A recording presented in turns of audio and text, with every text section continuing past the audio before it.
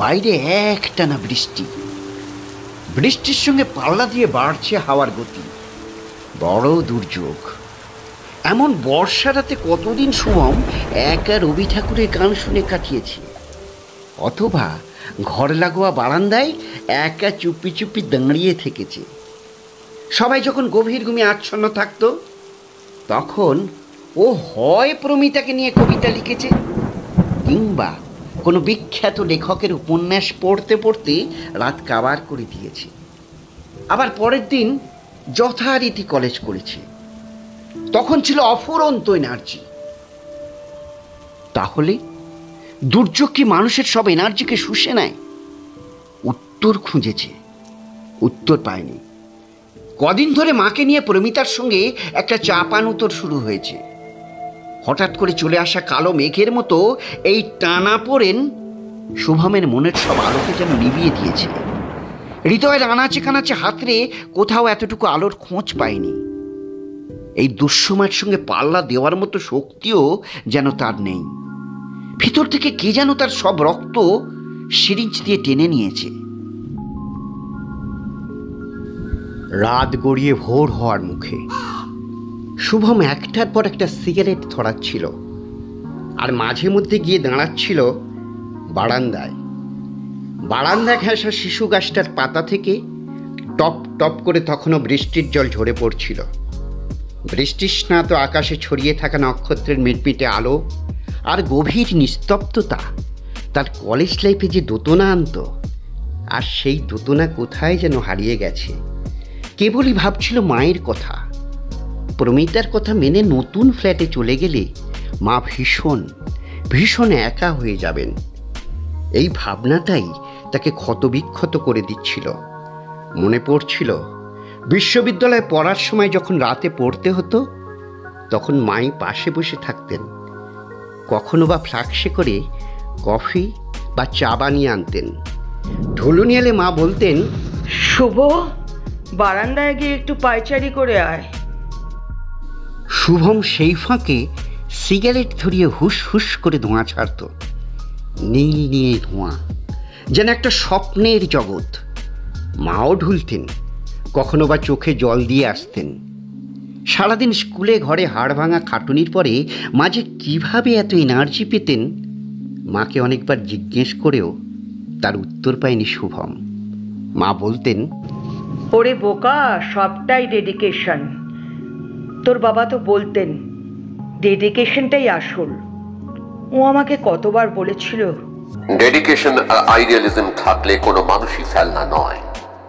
সে বস্তিতে জন্মাক আর সে চাষির ঘরেই জন্মাক, সেটা বড় ফ্যাক্টর নয়। আইডিয়ালিজমই মানুষের ভেতরে প্যাশন তৈরি করে।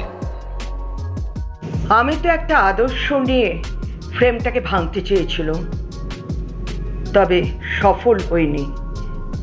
তোর বাবা বলতেন, অনিন্দিতা, তুমি সফল হওনি ঠিকই, কিন্তু তোমার ডেডিকেশন, একটা কজের জন্য তোমাদের লড়ে যাওয়ার ক্ষমতাটাকে ডক্টর নীলাঞ্জন রায়চৌধুরী কেন সবাই কুর্নিশ করবে। বাবা তোমাকে দেবী বলে ডাকতেন, রাঙা কাকা তোমাকে নন্দিনী বলতেন। তুমি রবীন্দ্রনাথের রক্তকরবী নন্দিনী কিনা জানি না, তবে তুমি আমার নন্দিনী, আ ফাইটিং লেডি। বারান্দায় দাঁড়িয়ে দাঁড়িয়ে মায়ের কথাগুলোই ভাবছিল শুভম। আজও সিগারেট খাচ্ছে, নীল ধোঁয়ার রিং উড়ে যাচ্ছে, কিন্তু সেই নীল ধোঁয়ার মধ্যে কোনো স্বপ্নের মায়াজাল নেই, শুধুই যন্ত্রণা আর যন্ত্রণা।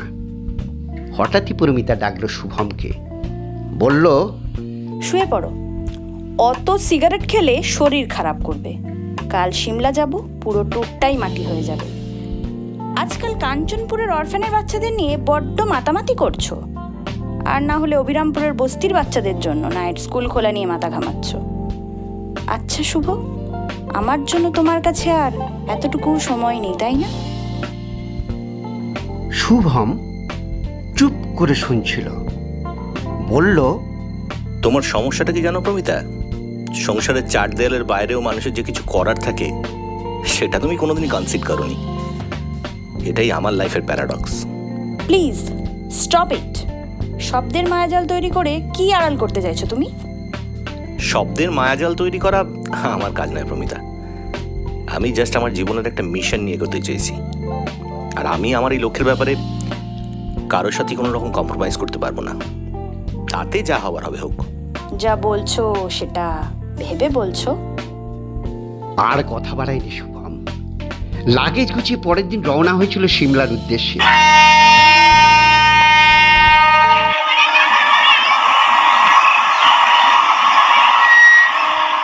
ট্রেন ছেড়ে দেওয়ার পরও গত রাতের যন্ত্রণা থেকে মুক্ত হতে পারেনি শুভম। বেশ বোরই হচ্ছিল। প্রমিতার দিদি, জামাইবাবু আর তার ছোট্ট ছেলেটি গল্পে গানে মজায় ভরিয়ে তোলার চেষ্টা করলেও শুভম সেভাবে নিজেকে একাত্ম করতে পারেনি। বিপরীতে এমিল জোলার অ্যাকিউজ পড়ছিল। কখনো আবার চটি বইটা বন্ধ করে ট্রেনের জানলা দিয়ে বাইরের দিকে তাকিয়ে আনমনে কি ভাবছিল। প্রমিতাও কথা বলেনি।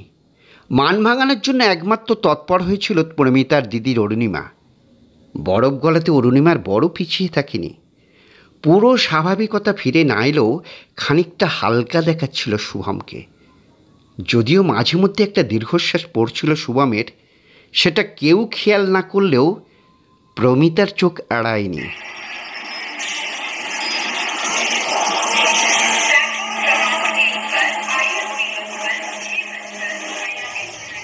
বলতে বলতে ট্রেন এসে পৌঁছলো কালকায়।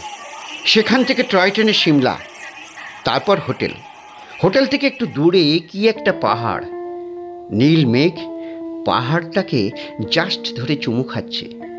6 মাসও বিয়ে হয়নি, এরই মধ্যে শুভম আর প্রমিতার মধ্যে একটা অদৃশ্য দেওয়াল উঠে গেছে। প্রতিদিন প্রতিমা দিদি জামাইবাবুর সঙ্গে অনেক অনেক দূরে বেড়াতে চলে যায়। শুভম একা একা হোটেলের রুমে বসে বই পড়ে, আবার কখনো হোটেল থেকে বেরিয়ে পাহাড়ের কোল ঘেঁষে একটা অচেনা গ্রামে চলে যায়। সেখানে হাঁ করে ছেলে মেয়েদের দেখে। কি অপরূপ সৌন্দর্য, যেন কুয়াশায় ভিজে থাকা ভোরের পাহাড়। এমন সরল সৌন্দর্য ও আগে কখনো দেখেনি। পাহাড়ের একটু দূরে ঝর্ণা, ঝর্ণার জলের শব্দ শুনে সেই দিকে এগোলো শুভম। দেখল একটা পাথরের ওপর বসে একটা পাহাড়ি মেয়ে ঝর্ণার জলে স্নান করছে। ছিপছিপে বাহুল্যবর্জিত শরীর। এমন রূপ দেখলে স্বয়ং রামকিঙ্করও ফিদা হয়ে যেতেন। তারপর সৃষ্টির খেলাঘরে বসে ছেনি হাতুড়ি দিয়ে একটা আশ্চর্য নারী মূর্তি বানাতেন। শুভম ডাক্তার নীলাঞ্জন রায়চৌধুরী একমাত্র পুত্র, ইতিহাসের ছাত্র।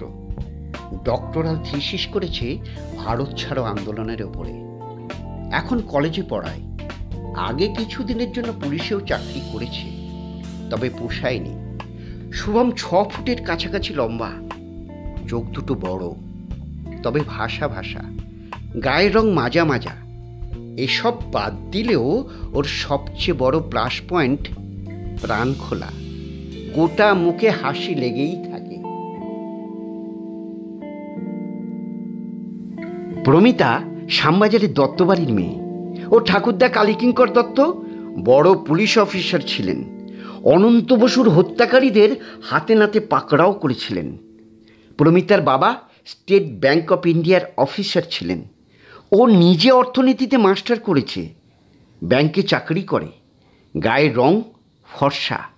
আগে জিন্স পরতেই অভ্যস্ত ছিল, বিয়ের পরে চুড়িদার আর কুর্তা পরে। কলেজে পড়ার সময় খুব সিগারেট খেত। অফিসে কাজের চাপ থাকলে এখনও একটা আধটা সিগারেট খায়। তা নিয়ে শুভম কোনো দিন আপত্তি করেনি। প্রমিতা যন্ত্রসঙ্গীত শুনতে বেশি প্রেফার করে। রবিশঙ্করের ফেভারিট। কালে ভদ্রে বেটোফেনের 6 সিম্ফনিও শোনে। গানের গলাও মন্দ নয়। কলেজে পড়ার সময় একদিন শুভমের বাড়িতে এসেছিল প্রমিতা। প্রমিতাকে দেখেই শুভমের মা অনিন্দিতা দেবীর পছন্দ হয়ে গিয়েছিল। অনিন্দিতা দেবী প্রমিতাকে বলেছিলেন, মা একটা গান গাও তো। প্রমিতা গেয়েছিল,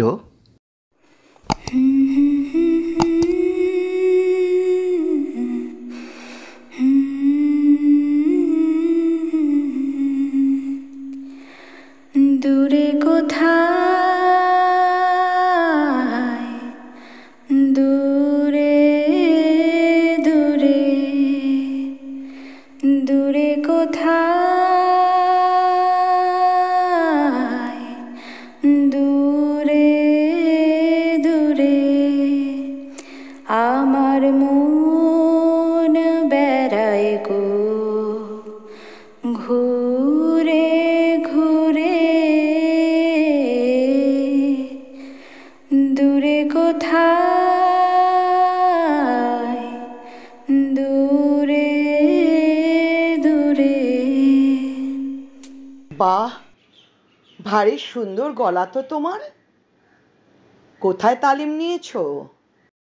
প্রমিতা প্রত্যুত্তরে জানিয়েছিল, পুরোটাই ওই শুনে শুনে।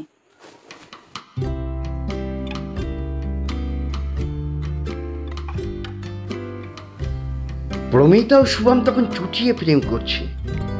প্রায় দিনই কলেজ কেটে চলে যেত হয় রবীন্দ্র সরোবরে আর নয়তো ভিক্টোরিয়ায়। রবীন্দ্র সরোবরে লেকের ধারে বসে কতদিন পানকৌড়ির ডুব সাঁতার দেখেছে। সে একটা বৃষ্টির দিন, রাস্তাঘাটে তেমন লোকজন নেই। রাস্তায় কোথাও এক হাঁটু জল, কোথাও বা কোমর পর্যন্ত। এরই মধ্যে শুভম আর প্রমিতা হাজির হয়েছিল চিড়িয়াখানায়। একেবারে শুনশান, তখনও বৃষ্টি থামেনি। কি একটা গাছের তলায় বসে সেই প্রথম প্রমিতাকে চুম্বন করেছিল শুভম। কলেজ কাটার প্রসঙ্গ এলেই প্রমিতা শুভমকে আজও বলে, সেই বৃষ্টি ভিজা দুপুরটা কোথায় গেল বলো তো শুভ? আমরা দুজনেই এখন কেমন রোবট হয়ে গেছি, সুরের সঙ্গেও আড়ি হয়ে গেছে। তোমার কলেজে পড়ানো, আর না হলে বাড়ি ফিরে বইয়ে মুখ গুজে বসে থাকা। আমারও রোজ বাড়ি থেকে অফিস, আর অফিস থেকে বাড়ি। এই নিয়মের বাইরে যাওয়ার জো নেই।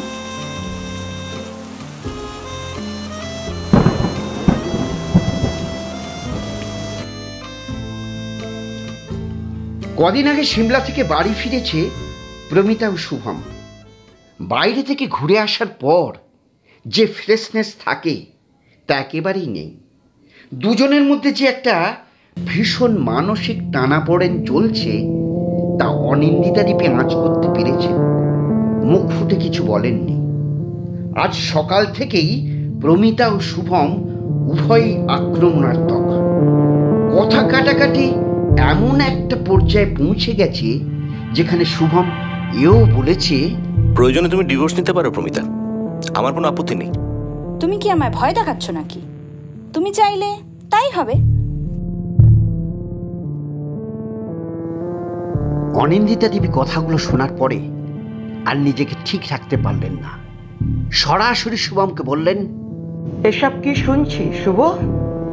তুই নাকি প্রমিতাকে ডিভোর্স করতে চাস? শুভ, বিয়েটা পুতুল খেলা নয়, দুটো হৃদয়ের বন্ধন। বৌমা, অনেক কিছু শুনছি। তোমাদের মধ্যে যে অ্যাডজাস্টমেন্টের ক্রাইসিস তৈরি হয়েছে তার রুটটা কখনো খুঁজে দেখেছো? একটা কনফ্লিক্ট বাইরে থেকে একরকম, ভেতরে কিন্তু আরেক রকম বৌমা। অনেক ভেবে দেখেছি, সোশ্যাল ব্যাকগ্রাউন্ডটাও অনেক গুরুত্বপূর্ণ। ওটা বাদ দিলে অনেকটাই অসম্পূর্ণ থেকে যায় বৌমা। তোমাদের দুজনের মধ্যে কোথাও একটা উপলব্ধির সমস্যা থেকে যাচ্ছে।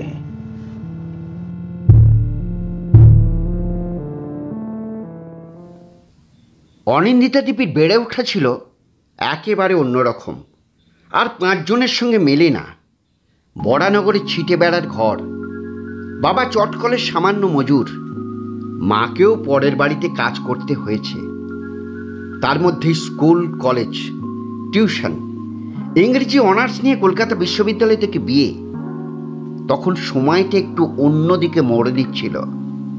সেই বাঁকের সামনে দাঁড়িয়ে হাতে বন্দুক তুলে নিয়েছিলেন। তারপর পুলিশের সঙ্গে গান ব্যাটল, গুলিবিদ্ধ হওয়া, জেলখানা, আর কত রোমহর্ষক ঘটনার ছড়াছড়ি। গুলিবিদ্ধ হওয়ার পরই ডাক্তার নীলাঞ্জন রায়চৌধুরীর সঙ্গে পরিচয়। জেলখানায় নীলাঞ্জনে ইন্টারভিউ করতেন। ইন্টারভিউয়ের সময় সাবান, গামছা, গন্ধতেল নিয়ে যেতেন। আর একবার ইন্টারভিউয়ের সময় একটা তাঁতের কাপড় নিয়ে গেছিলেন। শাড়ির রংটা ছিল হলুদ, তাতে কি সুন্দর জরির কাজ। অনিন্দিতা দেবী শুধু বলেছিলেন, নীল, আপনার নন্দন চেতনাকে তারিফ না করে পাচ্ছি না। যেদিন জেল থেকে ছাড়া পাওয়ার খবর এলো সেদিনও জেল গেটে অস্টিন গাড়িটা নিয়ে অপেক্ষা করেছিলেন নীলাঞ্জন। তারপর নীলাঞ্জনের সঙ্গে অনিন্দিতা দেবীর রেজিস্ট্রি করে বিয়ে।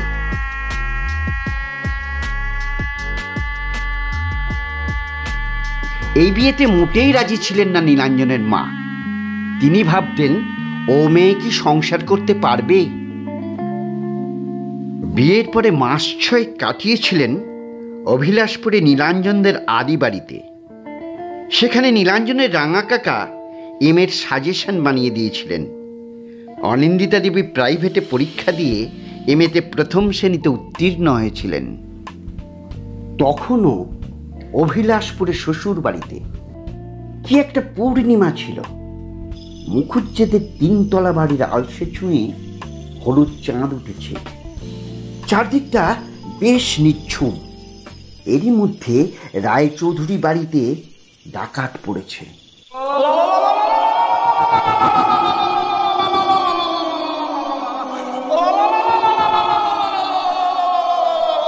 কেউ সাহস করে এগোতে পারছে না। অনিন্দিতা দেবী রায়চৌধুরী বাড়ির লাইসেন্স করা বন্দুকটা নিয়ে ছাদে উঠে গেলেন। ফায়ার করে ডাকাত দলকে ডিসপার্স করে দিলেন।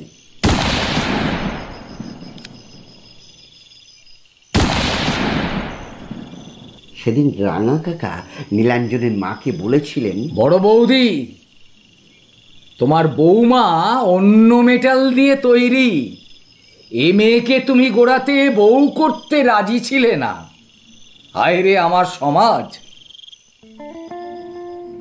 তখন স্কুলে চাকরি করেন অনিন্দিতা দেবী। শুভম হয়ে গেছে। একদিন নীলাঞ্জন আর অনিন্দিতা দেবী কাঞ্চনপুরে গেছেন। নীলাঞ্জন একটা বাড়ির দিকে আঙুল দেখিয়ে বললেন, এটাই অরফ্যান হাউস। এখানে পুজোর সময় আমি বাচ্চাদের জামা কাপড়, লজেন্স, বিস্কুট দিয়ে যাই। আমি যেদিন থাকবো না সেদিনও এ কাজটায় যেন কোনো ছেদ না পড়ে।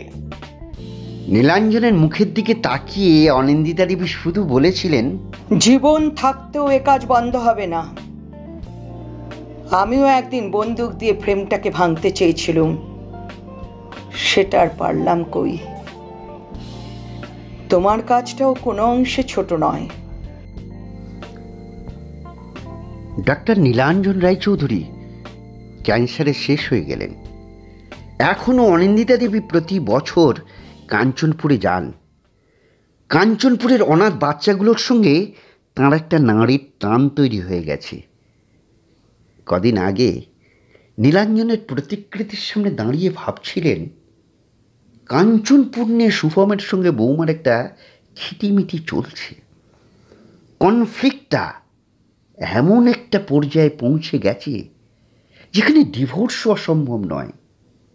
এও ভাবছিলেন, কাঞ্চনপুরের ব্যাপারটাই সব নয়, আরও কিছু গণ্ডগোল আছে। আর লড়াইটা দুটো দর্শনের লড়াই, দুটো দৃষ্টিভঙ্গির লড়াই।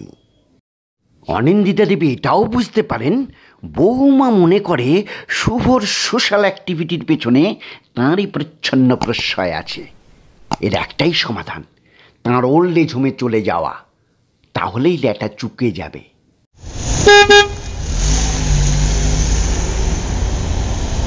সেদিন সকালে বাড়ির বাইরে থেকে হঠাৎ করে একটা গাড়ির হর্নের আওয়াজ। অনিন্দিতা দেবী বললেন, দেখ তো শুভ, কে এলো?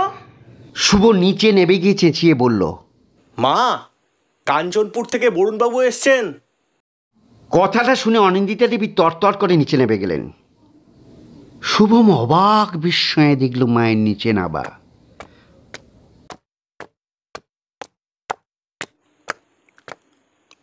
কোথায় যাচ্ছে মা? তবে কি মা? মা? মায়ের পাশে এসে দাঁড়ালো শুভম। অজানা আশঙ্কায় তার চোখে জল। অস্ফুটে বললেন অনিন্দিতা দেবী, ভেবে দেখলাম কাঞ্চনপুরের ওল্ড এজ হোমই আমার ভবিতব্য। কখন যেন প্রমিতাও এসে দাঁড়িয়েছে পেছনে। আপনি যাবেন না মা, প্লিজ। ভুল যখন ভাঙলো তখন আপনি। জীবন তো এইরকমই বৌমা।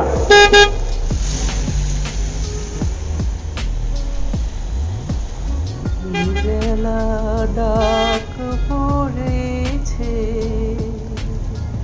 কোনখানি বেলা আমার ডাক পড়েছে, ফাগুনের ক্লান্ত ক্ষণের, ফাগুনের ক্লান্ত ক্ষণের শেষ গানে বেলা আমার ডাক পড়েছে, এই বেলা ডাক পড়েছে। সেখানে স্তব্ধ বীণার তারে তারে সুরের খেলা, রূপসা তারে, সেখানে স্তব্ধ বীণার তারে তারে সুরের খেলা, রূপসা তারে, সেখানে চোখ মেলে যার, সেখানে চোখ মেলে যার পাইনে দেখা, তাহারে মন জানে গো, মন জানে বেলা আমার ডাক পড়েছে, এ বেলা ডাক